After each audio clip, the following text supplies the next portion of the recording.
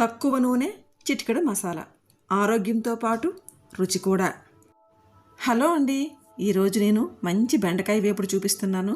చూడండి, మరి చక్కగా బెండకాయల్ని ఇలా చిన్న చిన్న బొంగరాల్లాగా కట్ చేసుకోవాలండి.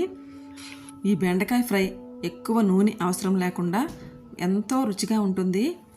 మనం డీప్ ఫ్రై చేస్తే ఎలా ఉంటుందో ఈ ఫ్రై మనం ఇలా తక్కువ నూనెలో కూడా అంతకన్నా చక్కగా తయారు చేసుకోవచ్చు. ఇంకా మనము ఆయిల్లో వేపితే మనకు ఆయిలీగా ఉంటుంది, కానీ ఈ ఫ్రై అలా ఉండదండి, చాలా రుచిగా ఉంటుంది.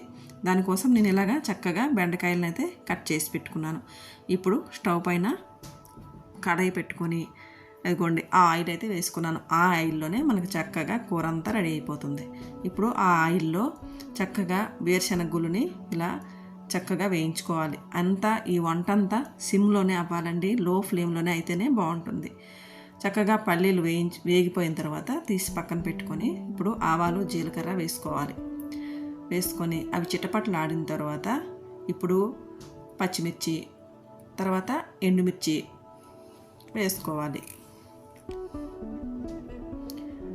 ఎండుమిర్చి కూడా వేసుకుంటే ఆ ఫ్లేవరు చాలా బాగుంటుంది కూరకి.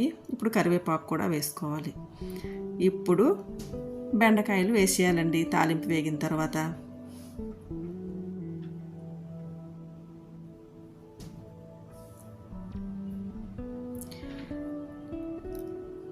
తర్వాత ఇప్పుడు ఉప్పు వేసుకోవాలి.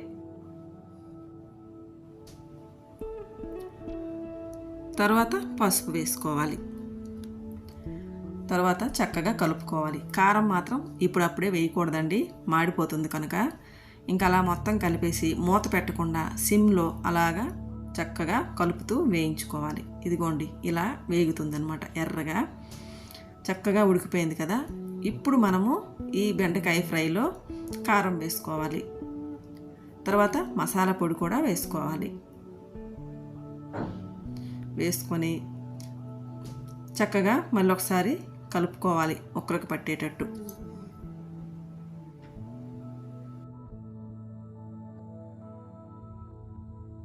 ఇప్పుడు మనం ముందుగా వేయించి పెట్టుకున్నాం చూడండి వేరుశనగ గుళ్ళు, అవి ఇప్పుడు వేసేయాలన్నమాట. వేసేసి చక్కగా కలుపుకుంటే మనకి ఎంతో రుచికరమైన బెండకాయ ఫ్రై అయితే రెడీ అయిపోయిందండి. ఈ బెండకాయ వేపుడును నేను చెప్పినట్టు ఇలాగే కనుక ఫ్రై చేస్తే ఎవ్వరికీ నచ్చదనే సమస్య ఉండదండి. ట్రై చేయండి. ఒక్క నిమిషం ఆగండి. వీడియో చూశారు కదా, లైక్ చేసి అయితే వెళ్ళండి.